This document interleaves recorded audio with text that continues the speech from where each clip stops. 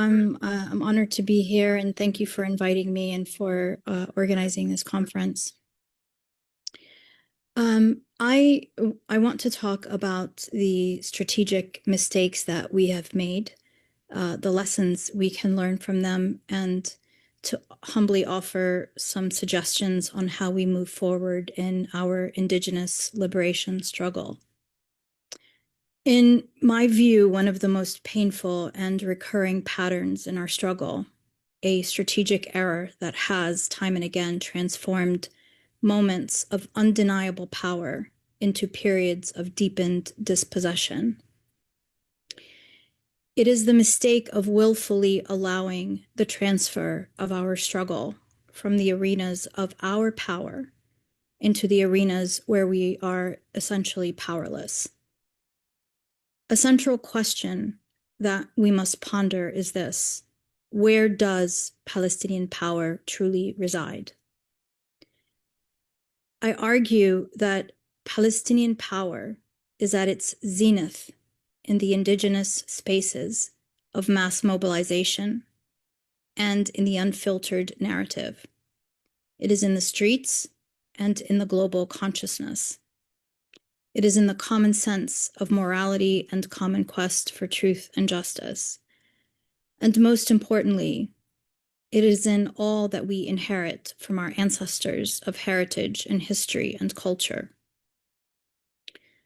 And on the flip side, we are most vulnerable in the imposed spaces of diplomacy, in the closed rooms and negotiation tables that are brokered by the very powers that hold our lives in contempt.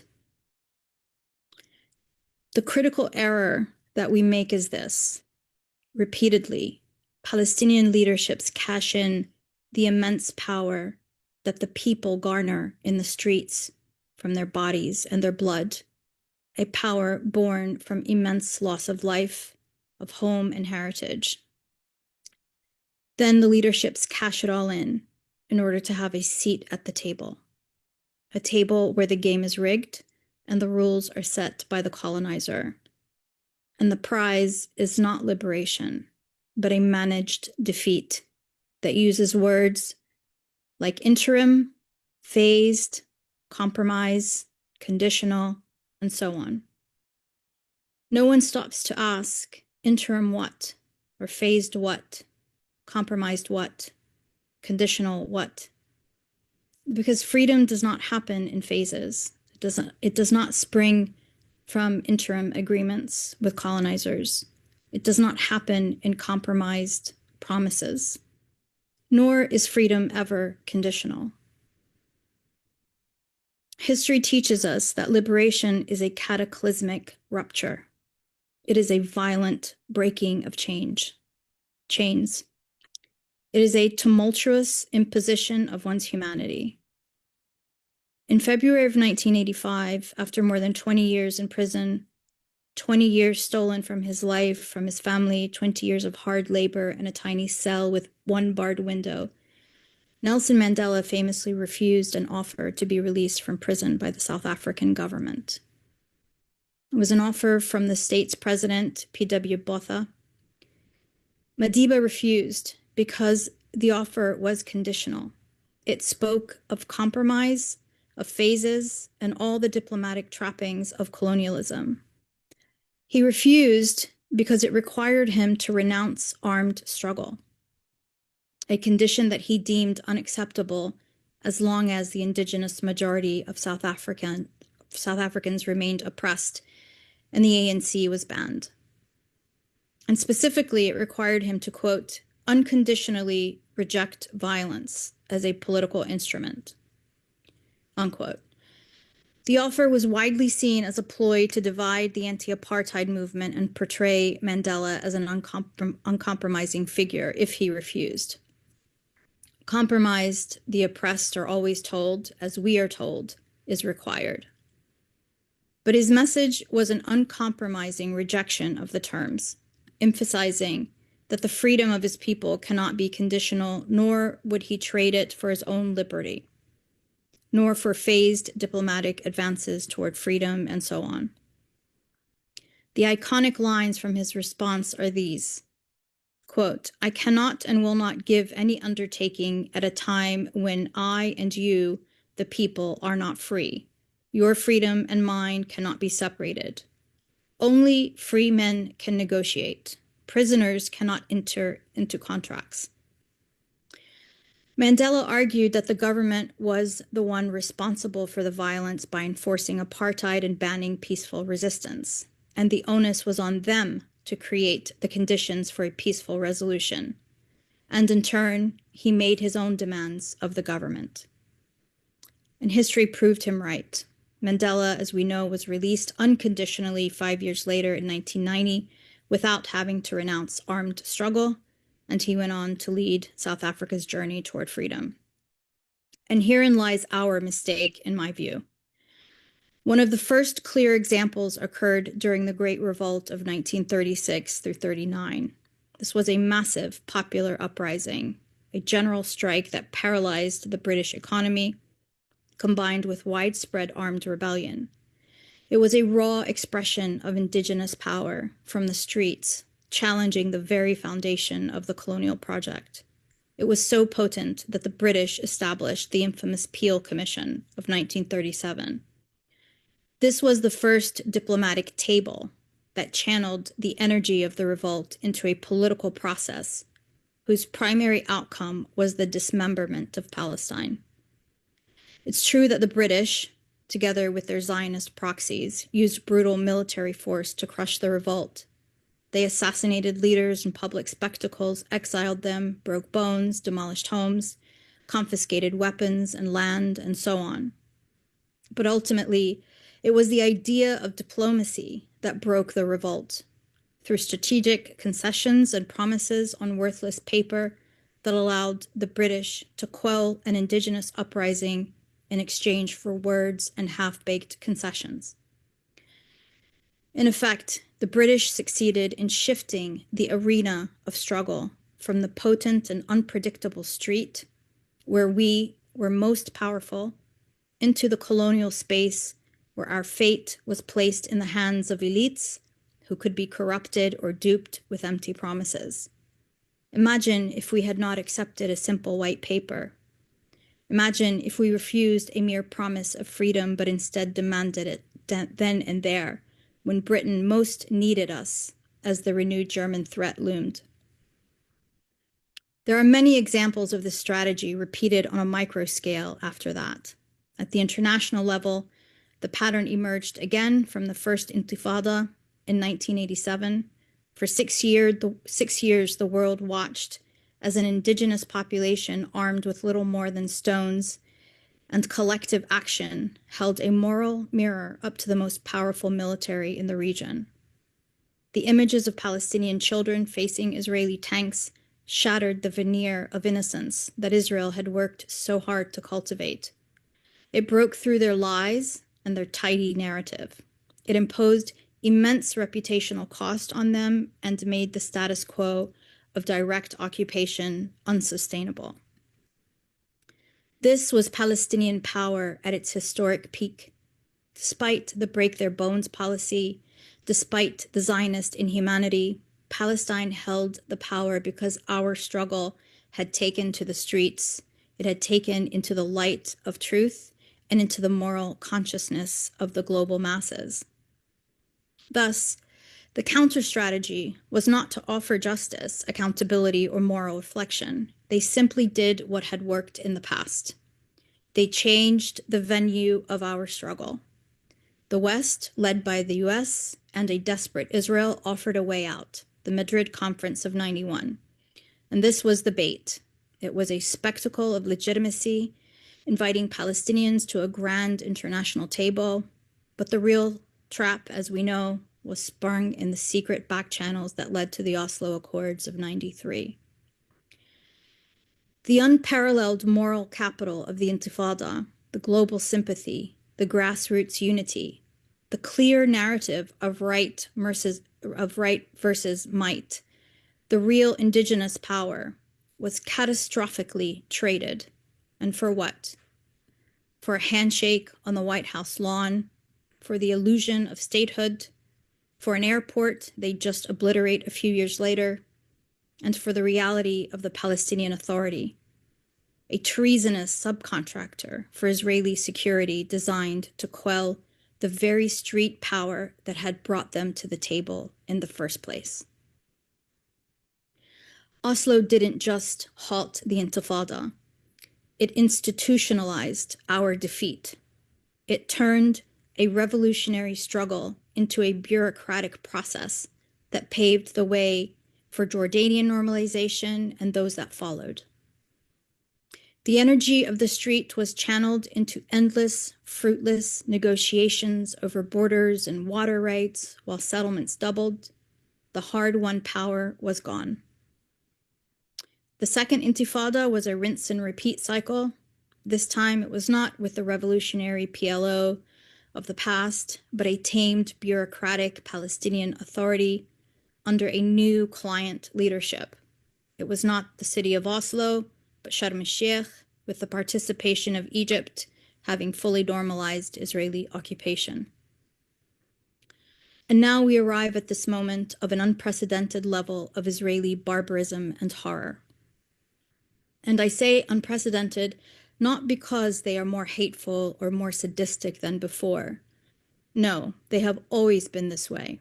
Whether the genocidal carnage of the Nakba, Sabra and Shatila, Qana, and so on, the endless bombing campaigns of Gaza, and on and on.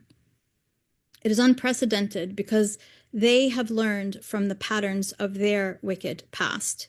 History taught them that no matter how intense the international outrage or reputational damage, people forget and move on, and new generations can even be brainwashed all over again in ways that repair their narrative and close all the holes with enough propaganda, with enough branding campaigns, public relations, and Hollywood films. Their decades-old internal laments of missed opportunities to, quote, finish the job is what drives them now to push through the pressure and through international condemnation to get rid of us and take more and more land, more of our homes and heritage. October 7th to them was not a tragedy or a defeat. It was the opportunity that they've wanted, perhaps even coaxed along. In their efforts to go all the way, to finish the job this time, Israel has once again been exposed. The rot of their colonial project is the most exposed it has ever been. The brutal, genocidal logic of the Zionist project is naked for the entire world to see. And in response, we have seen a global awakening of popular support for Palestine on a scale never before witnessed.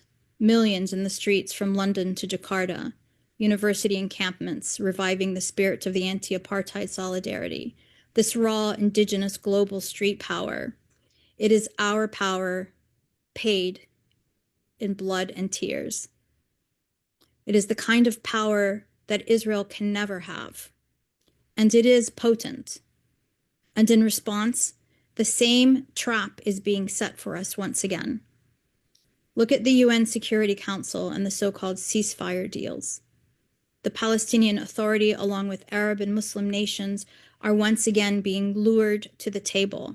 They are being asked to legitimize a process that is designed not for Palestinian liberation, as we can all clearly see, but for managing the crisis in Israel's interest. It is for managing Israel's reputation. The Palestinian Authority's shameful blessing of this resolution allowed so-called friendly nations to act not out of solidarity, but out of self-interest. They are seeking to secure their own regional stability and concessions from the United States. They are, in effect, being paid off to quell the storm. The deal on the table was a deception to stop the bombs temporarily, perhaps even facilitate a minor withdrawal. But it did so without a fundamental guarantee of Palestinian sovereignty, without a dismantling of the occupation, and without addressing the root cause of colonialism. They are asking Palestinians and the world to once again cash in the immense power of what can legitimately be called a global intifada, for a seat at yet another diplomatic table that will decide how to manage the continued subjugation of Palestinians. They are trying to pull the struggle from the streets, where we are winning the narrative war, back into the closed rooms of the UN and diplomatic deals where we have no power. The lesson is stark, and it remains unlearned by those in positions of nominal authority. The table is not a prize. It is a weapon of pacification. The acquiescence of the Palestinian Authority is the height of betrayal, corruption, and frank stupidity. The so-called ceasefire has not stopped the slaughter, as we can see. It has not improved lives. It has not opened the border for sufficient water, fuel, medicine, and the things of living. It has not brought education back to Gaza, our children now in their 3rd year without formal schooling. Every time our power surges, an invitation to negotiate follows. Every time the occupier's narrative is fractured, a diplomatic process is offered. And every time we emerge from these talks weaker, more divided, and with less land. The only thing the PA's acquiescence did was to squander hard-won global solidarity. Not in total, thank God, as imperial powers expected or would like. It is thanks to the tenacity of activists and to the moral force of our martyrs and our warriors. So what do we do now? I promised that I would offer at least a sense of a path forward, and I'm sorry, I think I'm going a bit over, but I want to get these 5 points in. But in effect, whatever steps we take must be predicated on a fundamental reorientation to stop cashing in our streets for their tables. This requires concrete, simultaneous actions, some of which are already ongoing. And so I give you 5 points. Number 1, we must consciously and relentlessly acknowledge and nurture our power where it actually resides. The most potent of these arenas is our indigeneity and history in the land. It is the heritage, traditions, culture, stories, an audit of our lives and unbroken presence in the land over millennia. We take it for granted, but this is the basis truly of everything we do and everything we are. It is the basis of why our colonizers hate us, a deep-seated jealousy of us for having real, tangible, verifiable, familial, and moral roots in the land. It is what they want more than anything and can never have. It is why they work so hard to promulgate the kind of fairy tales that claim a Polish family with centuries, millennia even of history in Poland is actually indigenous to Palestine, a fantastical claim that defies reason and logic and recorded history. But they invest so much money in selling these fairy tales to the world because they understand the power of narrative. We don't have to make things up.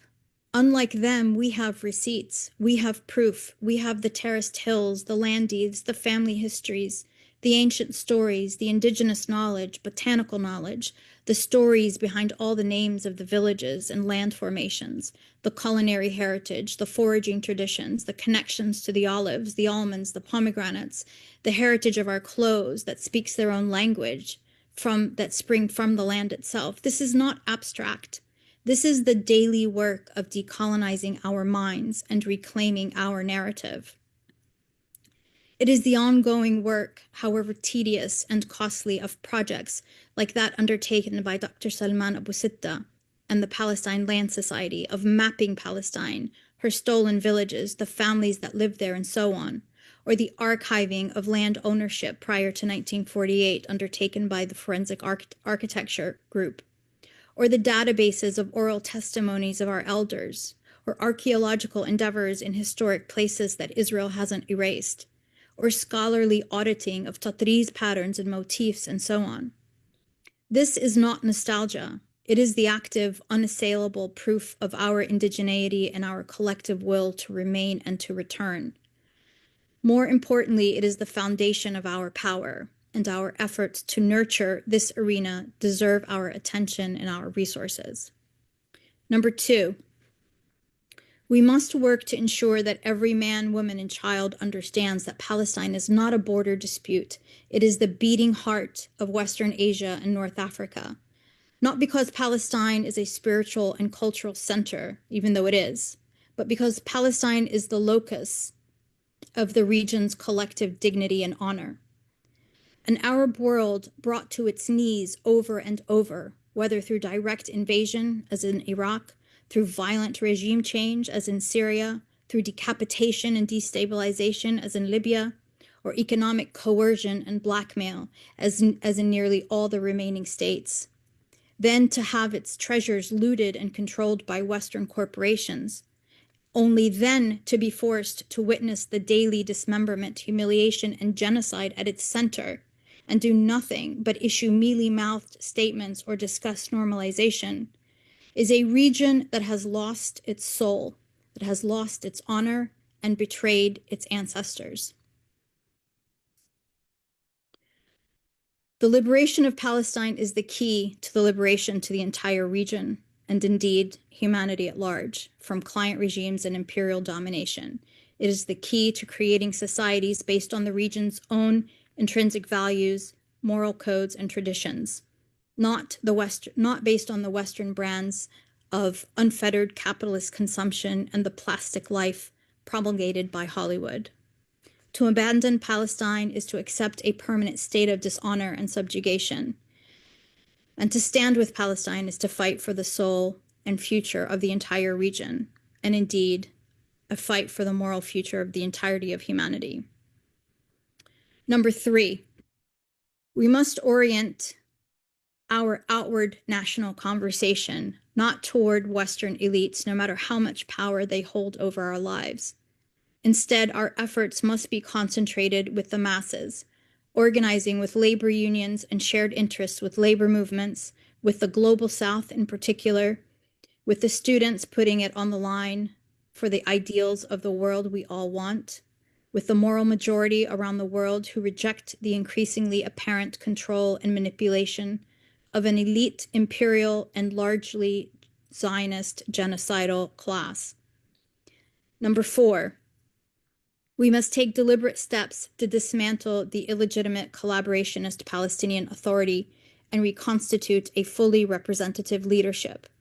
This begins with the monumental but essential task of creating a full and comprehensive database of every Palestinian from the river to the sea and in every corner of our global diaspora.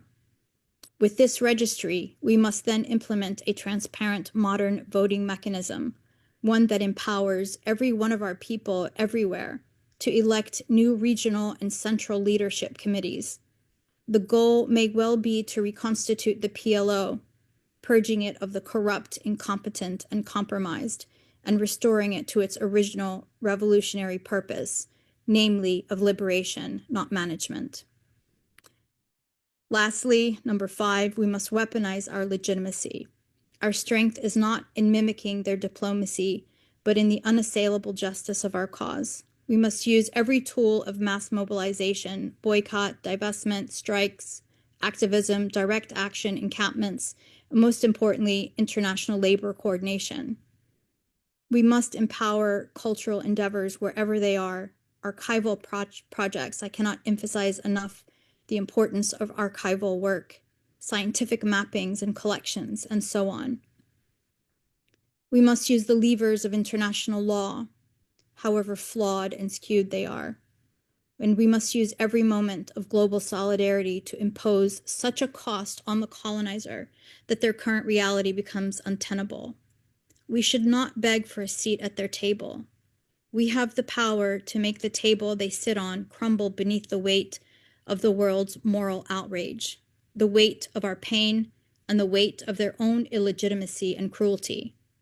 We can make this cost, the cost of occupation, so high, politically, economically, and morally, that the colonizer is forced to come to our terms, which happen to be the terms of international law. The power of Palestine is and has always been and will always be in her people and their story. And to win, we must stop cashing in our blood and streets for their tables. Our future will not be negotiated in their closed rooms. It will be built on the open foundations of our unwavering resistance and our undeniable right to be free. We must never again accept anything less than a freedom that is total, unconditional, and wholly ours. And I want to come back to Nelson Mandela. He was offered an exit from his chains, conditional on diplomatic process. His response was not just a rejection, it was a reclamation of power. We are today being offered a process of managed death, dispossession, and imprisonment, a conditional calm, a phased return to a smaller cage. Now is the time to escalate in every way possible, not to squander the ineffable loss of life we have witnessed over the past 2 years for a deceptive calm. Now is the time to organize both internally and externally with a vigor as never before. We can do so deliberately and relentlessly on every front available to us. And we should not stop until unconditional freedom is ours. I have no doubt that we will achieve this reality someday, but we must imagine it. We must see it clearly in our minds and believe it. Freedom is possible. The restoration of our homes and monuments and heritage and homeland is possible. The reunions of our families in the land where all of our ancestors are buried is possible. The calming, maybe even healing of our broken hearts is also possible. Thank you. And I'm sorry, I realize I went over